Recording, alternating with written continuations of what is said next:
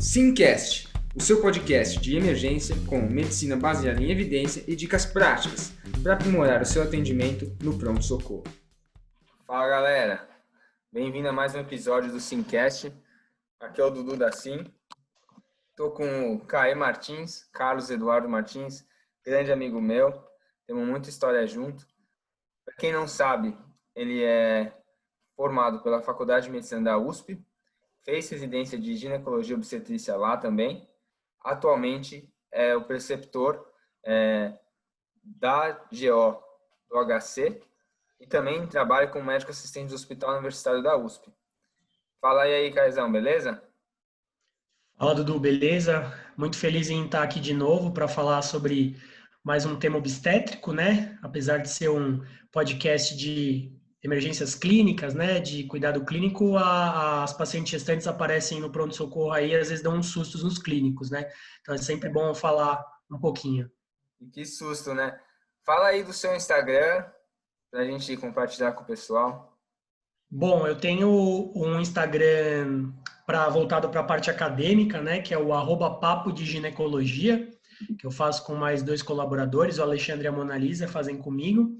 Então, a gente traz vários assuntos sobre ginecologia e obstetrícia. Então, para o pessoal que está na faculdade ou na residência, é mais voltado para esse público. E eu tenho o meu Instagram profissional, o @dr.carlosmartins, que é mais voltado para as pacientes, né, para o público leigo. Eu trago diversas informações relevantes sobre ginecologia e obstetrícia também. Boa, Caizão. Então, hoje eu vou falar de um tema que é raro para os emergencistas, né? Mas eu já vi 2 vezes. Uma deles, na verdade, eu não vi, me contaram, né? É um caso que a gente estava na Marinha, não sei se você lembra dessa época, e chegou uma gestante, já estava em trabalho expulsivo, certo? No parto. E depois que teve o filho, todo mundo ficou tranquilo, mas aí que começaram os problemas. Ela começou a sangrar. Então hoje a gente vai falar de hemorragia pós-parto, que por incrível que pareça, mesmo no pronto-socorro da Lapa, que é onde alguns residentes e internos da USP rodam, já teve alguns partos ali que aconteceram esperando vaga para obstetrícia. Então, hemorragia pós-parto é um assunto que o emergencista tem que ter uma noção, pelo menos. Não é precisar saber fazer todas as partes obstétricas, cirúrgicas e tal, mas alguma coisa ele tem que saber. Então vamos lá, Caizão. Começa falando um pouco aí da epidemiologia aí. Bom, Dudu, é importante a gente lembrar que a hemorragia pós-parto ela é uma coisa que não é de país em desenvolvimento, de país subdesenvolvido igual ao Brasil, né? Ela é a principal causa de morte nos países desenvolvidos, né? Então é algo que não é por falta de cuidado que a paciente acaba morrendo, né? Às vezes é uma hemorragia tão importante, né? Lembrar que a artéria uterina na hora do parto, ela tem um fluxo de 700 ml por minuto, então a paciente perde a volemia em menos de 10 minutos, né? Então, é uma causa muito importante. São mais ou menos 150 mil mortes por ano no mundo, tá? No Brasil, é a segunda principal causa de óbito, perde só para síndromes hipertensivas, né? E assim, a gente fala que nos países em desenvolvimento é algo tão relevante porque existem mortes evitáveis do ponto de vista de hemorragia pós-parto. Se você tiver um cuidado adequado, você pode evitar. Mas a gente sabe que mesmo tendo todo o cuidado, todo o suporte, ainda assim a paciente pode morrer por hemorragia pós-parto. Então, é importante que a gente saiba manejar e dar o atendimento inicial, né? Lembrar que é uma paciente em um choque hemorrágico, né? Como qualquer outro, apesar de ter acabado de ter um parto e as causas serem um pouco mais específicas, ela é uma paciente chocada, que a gente precisa tratar rápido para que ela não evolua a óbito. Boa. E tem alguma sequela aí que pode complicar estatisticamente?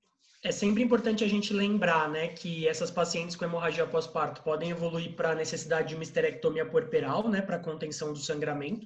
Então, é uma sequela, né, essa paciente tem o seu desfecho reprodutivo, né, prejudicado.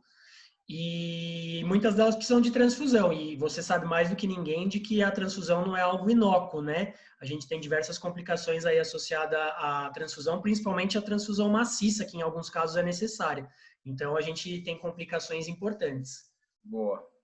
E vamos começar então pela definição, Caizão. Qual que é a definição de hemorragia pós-parto? Então, é muito importante a gente ter em mente que todo parto vai sangrar, né?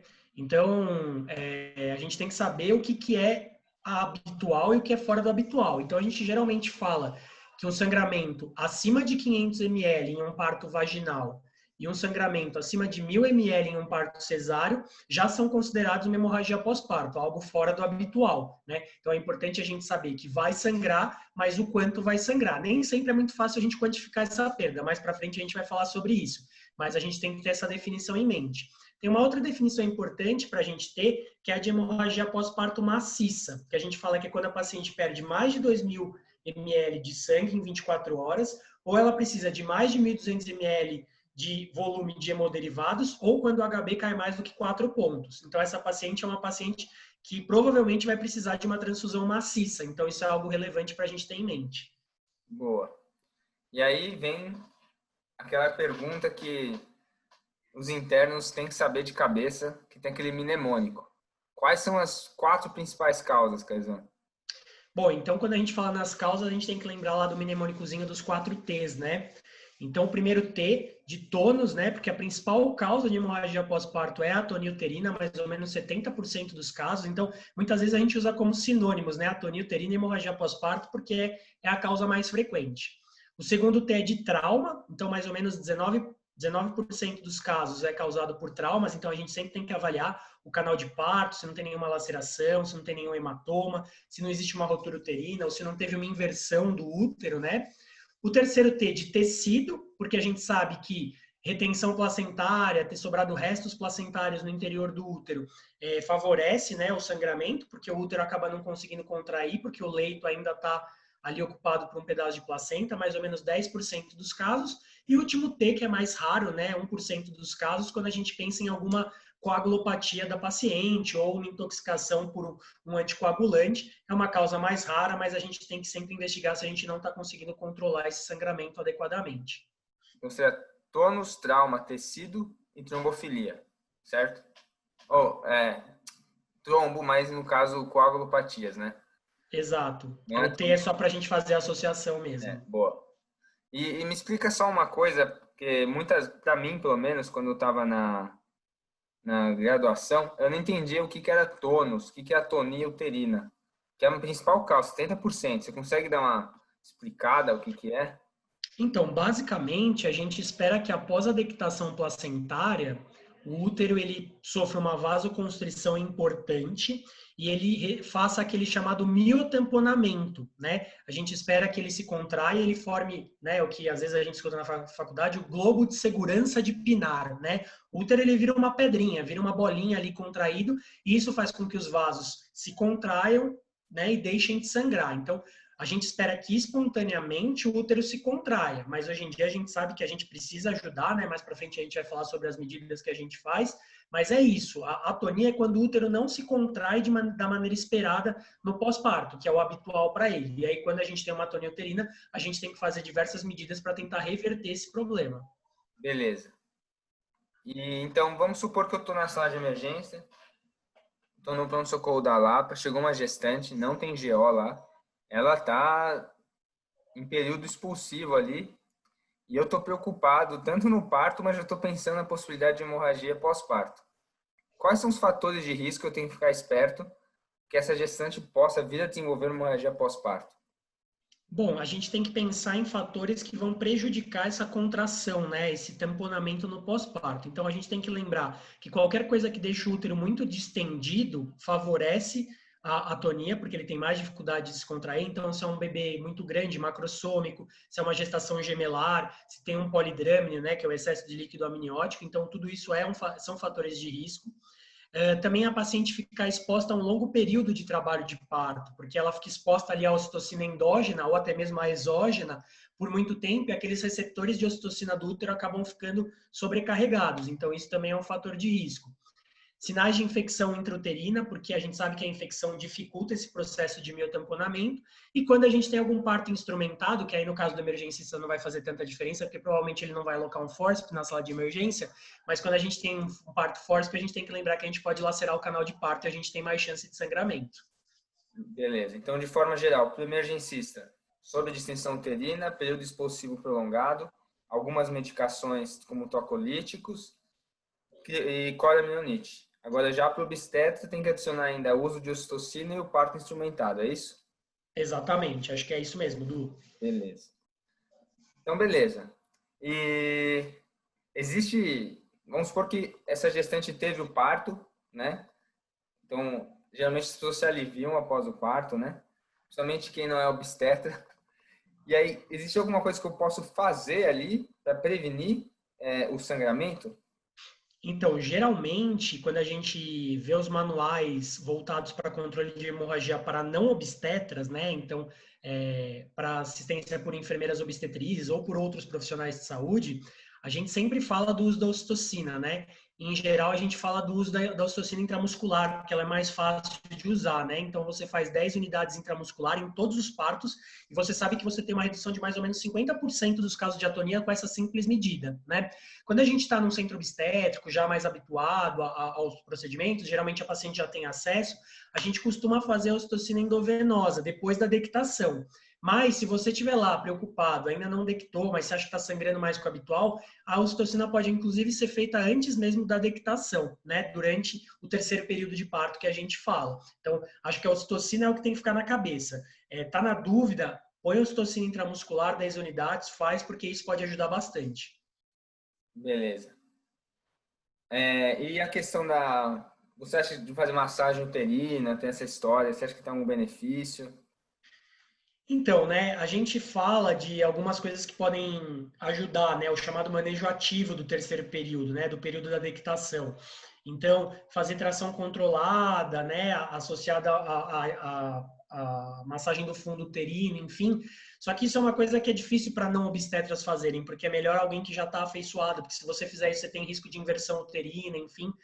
Então, acho que o mais importante para pessoas que não estão habituadas com o manejo obstétrico é realmente a ocitocina. Claro, depois que dectar a placenta, você tem a possibilidade de fazer massagem uterina, compressão uterina bimanual, que a gente vai falar mais um pouquinho para frente, mas eu acho que se alguma coisa tem que ficar na cabeça é a ocitocina. Beleza. Então, para os emergencistas, ocitocina 10 unidades intramuscular. Isso reduz em Exatamente. 50% os casos de atonia uterina. Beleza, já 50% de 70% dos casos de hemorragia pós-parto. Então, é bastante, né? Beleza. Exatamente. Existem também algumas... O que mais você pode falar? Existem... eu sei que existe estudo com ácido tranexâmico, tem coisa que a gente não pode fazer também. O que você pode falar disso, Caizão? A gente sabe que algumas medidas obstétricas, né, mesmo, a gente tem que tomar cuidado. Então, sempre a gente tem que ter um uso racional da ocitocina, né? Então, a paciente não pode ficar ali com altas doses por muito tempo, sem muita efetividade, porque a gente sabe que você vai ocupar os receptores e ela não vai contrair bem no pós-parto, não vai responder bem à ocitocina. A gente sabe que hoje em dia a gente não faz episiotomia de rotina, a gente só faz episiotomia seletiva em casos em que realmente haja necessidade, porque fazer episiotomia você vai ter uma laceração no canal de parto, tem risco de sangramento. A chamada manobra de Christeller, né, que é empurrar o fundo no parto vaginal, é proscrita, porque a gente sabe que você tem maior risco de hemorragia, tem maior risco de inversão uterina, e ela não traz benefício para o parto, né, principalmente quando você está dentro de um ambiente hospitalar. E o que é algo que, para os emergencistas, é legal de saber, é que o ácido tranexâmico, ele é algo que nos partos de alto risco para sangramento, pacientes que você espera que ela vá sangrar, você pode fazer o uso. Nasceu o bebê, está achando que está sangrando um pouquinho a mais, você pode entrar com ácido tranexâmico, porque parece que você tem uma prevenção aí da necessidade de hemotransfusão, da paciente evoluir para esterectomia, segundo algumas revisões. Boa, beleza. Então, além da ocitocina, se o parto for alto risco para sangramento, eu posso usar o ácido tranexâmico também. Pode usar sim. Beleza. E aí, vamos supor que esse paciente, apesar de eu ter feito a ocitocina, fiz até o ácido tranexâmico, ele está sangrando. Existe alguma forma de estimar essa perda volêmica para eu conseguir manejar meu paciente? Tem sim, Dudu, né? É importante lembrar que a gestante ela passa por uma série de modificações fisiológicas que preparam ela para o parto e para a perda sanguínea. Então, ela aumenta mais ou menos até o final da gestação 50% da sua volemia e 30% da quantidade de hemoglobina no sangue, né? Então, ela tem um preparo para um pouco de sangramento. Então, a gente sabe que demora um pouquinho para ela começar a alterar os sinais vitais quando ela está tendo uma perda volêmica importante. Então, a gente pode fazer uma estimativa visual, né? Eu olho ali, se eu estou habituado a ver parto, eu falo, opa, está sangrando mais. É um método, assim, muito subjetivo, mas que para pessoas experientes pode funcionar. A gente pode usar as compressas, né? Então, o peso de compressas, a gente sabe que 1 grama de peso é mais ou menos 1 ml de sangue. E lembrar, né, que a compressa totalmente cheia e pingando sangue vai ter mais ou menos uns 100 ml ali. Então, a gente consegue estimar de uma maneira rápida, né? A gente pode avaliar os sinais vitais, né? Sempre lembrando que isso vai ser uma alteração mais tardia. Então, a paciente, às vezes, já pode estar até com uma perda importante, os sinais vitais não se alteram. E a gente sabe que a gente pode fazer um cálculo rápido e simples, que é o chamado índice de choque, que ele se altera mais precocemente do que os sinais vitais puramente. Então, a gente calcula a frequência cardíaca pela pressão arterial sistólica. E aí a gente consegue interpretar essa perda e a partir do valor que eu tenho desse índice de choque, eu consigo avaliar o que provavelmente eu vou ter de desfecho para essa paciente. Mas, basicamente, o que a gente fala é que se esse índice de choque for maior ou igual a 0,9, essa paciente vai ter que ser transfundida, provavelmente, né? Então, a gente vai ter que preparar ali sangue para ela. Se a gente tiver um valor maior ou igual a 1,4, ela tem uma provável necessidade de uma transfusão maciça e eu tenho que fazer uma busca ativa pelo motivo pelo qual ela está sangrando, então encontrar lá os 4 T's. E se vier acima de 1,7, a gente sabe que está associado a um risco materno adverso importante, inclusive de óbito. Então, é algo que rapidamente você consegue calcular e aí você vê o quanto você vai ter que ser invasivo e rápido na sua abordagem, né?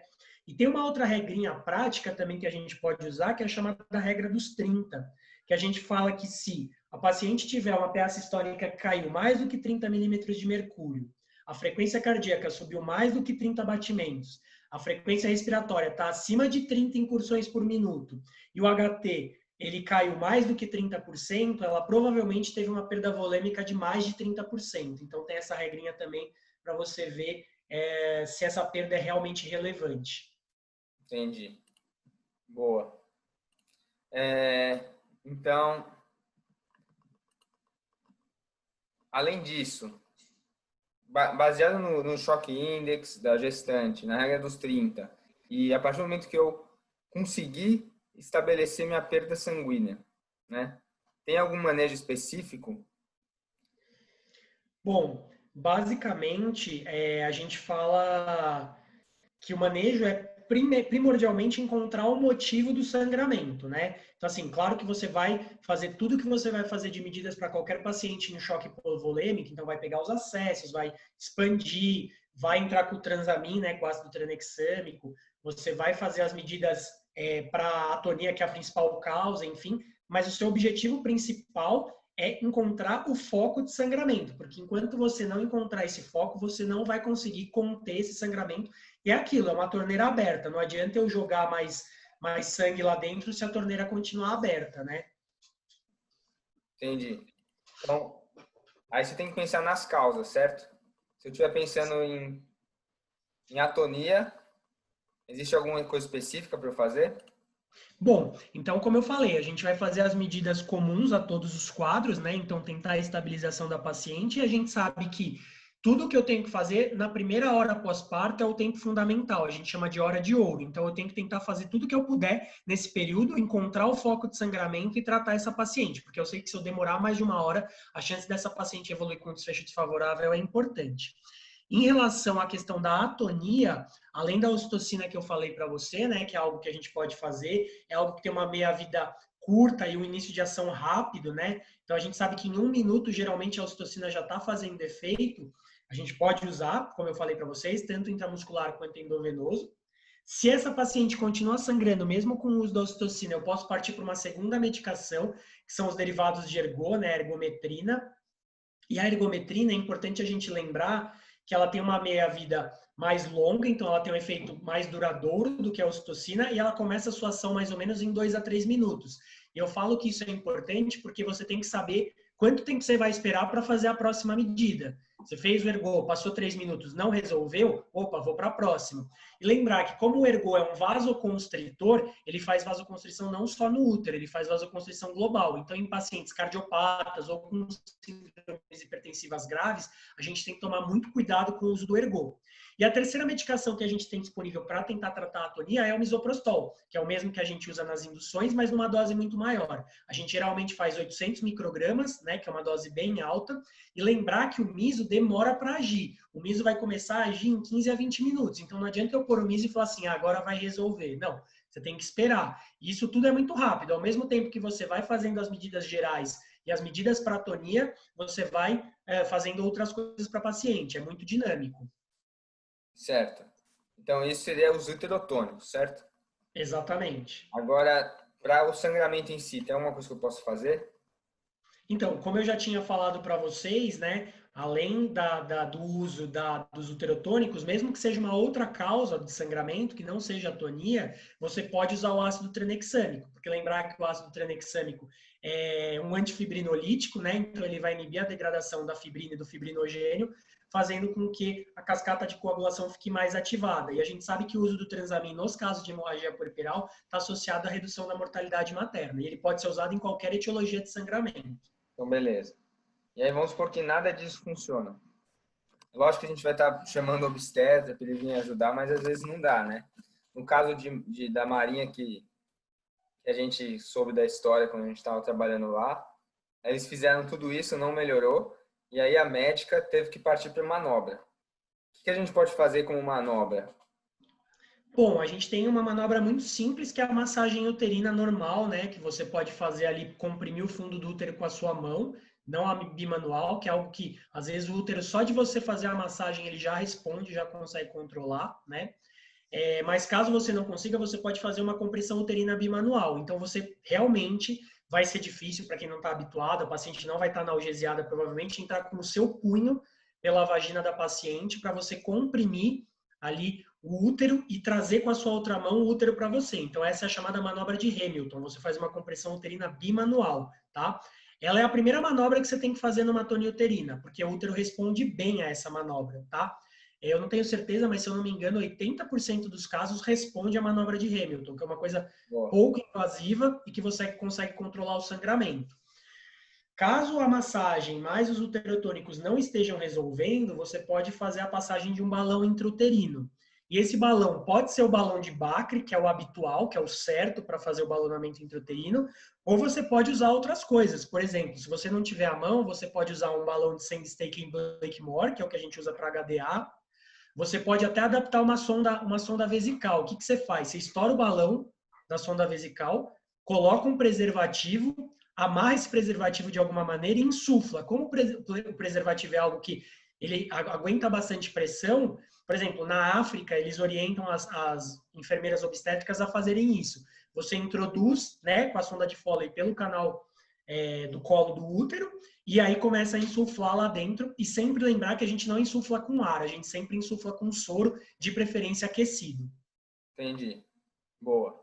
Essa história da Marinha, não sei se você sabe dessa história, Caizão, mas a gente estava em Manaus, e aí Manaus, a gente estava numa comunidade ribeirinha, que ficava horas do hospital mais próximo, e eu não estava, né, mas teve um parto, teve uma hemorragia pós-parto, provavelmente atonia uterina, e aí acho que só tinha ocitocina e ergo, fizeram, não melhorou, e aí o que melhorou foi essa manobra de Hamilton.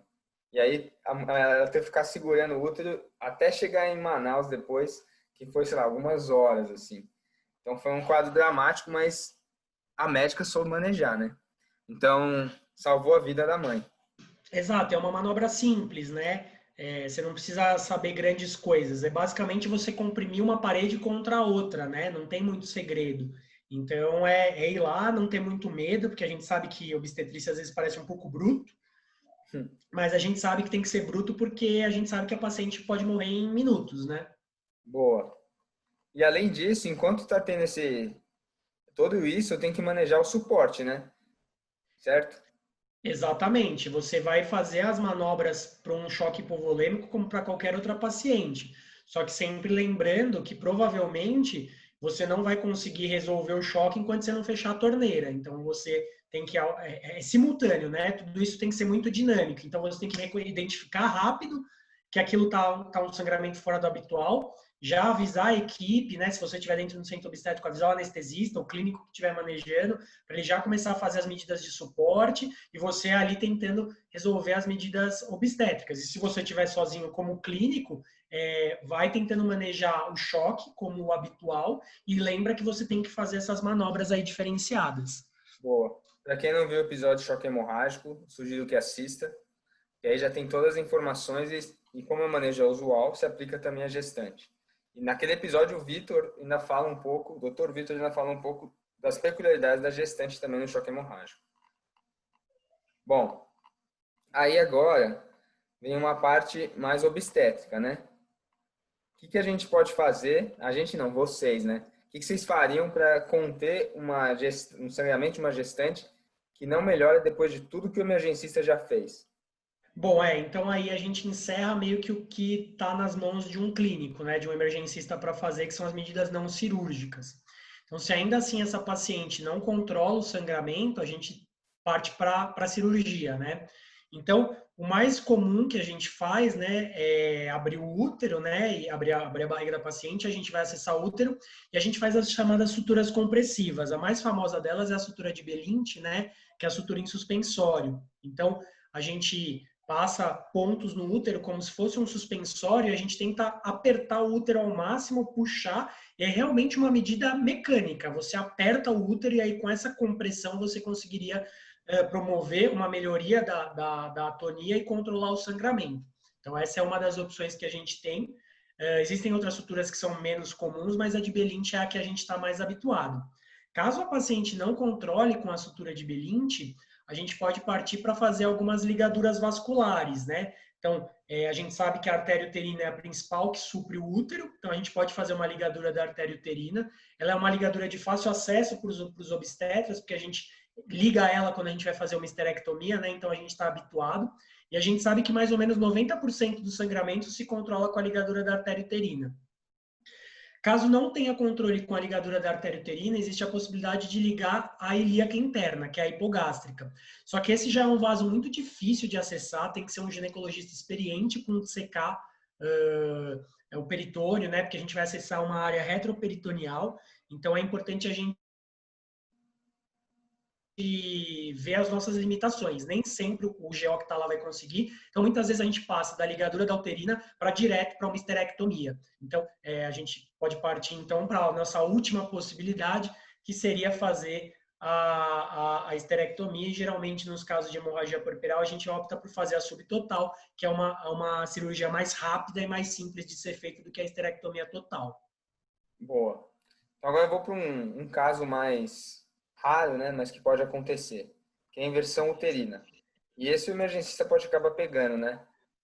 O que é? Pode acontecer, né, Dudu? Pode acontecer de pegar, principalmente porque às vezes o cara tá ali na dectação da placenta e ele tá meio afoito, porque ele quer tirar logo para resolver, ele puxa muito o cordão, e é uma das principais causas é a atração excessiva do cordão. E aí, às vezes, nessa ânsia de tentar resolver o problema da paciente, ele cria um outro problema, que aí o que acontece? O útero, ele inverte, né? Então, o fundo do útero migra para dentro da cavidade e pode até se exteriorizar. Então, quando você está diante desse tipo de situação, claro que o ideal é que um obstetra faça, mas você pode tentar corrigir isso, também com uma manobra relativamente simples. Se o fundo do útero está exteriorizado, você vai pegar com a sua mão o fundo do útero, com o polegar e os 4 dedos, vai pressionar e empurrar para dentro mesmo. Vai empurrar e colocar todo o seu punho para dentro do útero, colocar o seu punho lá dentro, para ele voltar para a posição que ele estava, tá? É uma manobra que é pouco frequente, mesmo entre os obstetras a gente não vê muito isso, é chamada manobra de táxi, mas pode ser que você tenha que fazer. E se você tiver o útero exposto, invertido, vai sangrar e não vai parar, enquanto você não colocar ele na posição anatômica dele. Boa. Então, vamos fazer um resumão para fechar? Boa. Vamos lá. Então, lembrar que a primeira coisa importante é identificar o que você está diante de uma hemorragia pós-parto. Então, lembrar, no parto vaginal sangrou mais que 500 ml, no parto cesáreo sangrou mais que 1.000 ml. Como que eu posso quantificar essa perda? Avaliando subjetivamente, se eu for uma pessoa mais experiente, pesando compressas, avaliando sinais vitais, mas lembrar que eles se alteram mais tardiamente, fazendo o índice de choque, né, que a gente pode fazer, que ele se altera geralmente antes dos sinais vitais. Reconheci que eu estou diante de uma perda, faço medidas de suporte. Então, o paciente vai para a sala de emergência, vai pegar os acessos venosos calibrosos, vai fornecer oxigênio, vai expandir essa paciente, vai monitorizar, e ao mesmo tempo eu tenho que buscar qual é a causa desse sangramento. E aí, quando a gente fala de causa, a gente tem que lembrar daquele mnemônicozinho dos 4 T's. Então, o primeiro e principal, o tônus, 70% dos casos. E aí eu posso fazer, quando eu estou diante de uma atonia, as medidas uterotônicas, né? Então, ocitocina, ergo, misoprostol, massagem uterina, compressão bimanual e, se nada der certo, passar um balão intrauterino. Se eu não estou dentro de um centro obstétrico, essas são as medidas que eu tenho a fazer. Se o obstetra chegar, a gente pode fazer uma laparotomia exploradora e fazer as outras medidas que a gente falou no final. Lembrando o segundo T de tecido, né? Então, eu posso ter uma retenção placentária. Então, eu sempre, depois que a placenta sai, tenho que ver se ela está íntegra, se não sobrou nada lá dentro. Se sobrar, você pode fazer uma curagem manual, né? Então, colocar sua mão com uma gaze por dentro e tentar tirar algo que ficou lá dentro. O terceiro T de trajeto, para a gente lembrar das prováveis lacerações de canal de parto, sempre dar uma olhadinha, apesar do emergencista não ser uma pessoa afeita a esse tipo de coisa, a gente tem sempre que dar uma olhada, opa, tem alguma coisa sangrando aqui, acho que não é do útero, às vezes ajuda a colocar uma compressa no colo do útero, porque aí você vê que o que está vindo não é de lá de dentro, você vê que é de fora, isso ajuda bastante, tá? Sempre lembrar que você vai ter que tirar essa compressa depois, tá? E o último T, de trombo ou trombina, para a gente lembrar que uma paciente que não está controlando o sangramento de jeito nenhum pode ter um problema de coagulação ou está intoxicada, né? Então vai ser importante a história. Às vezes ela usa uma varfarina por algum motivo, tem uma cardiopatia, enfim. Então, geralmente, isso não vai fazer com que você não faça as outras coisas, mas para depois você ir atrás de uma possível causa. Boa, Caizão. Gostaria de agradecer a sua presença, sempre muito didático. E acho que a gente pode fechar por aqui. Quer falar de novo o seu Instagram, para as pessoas não esquecerem?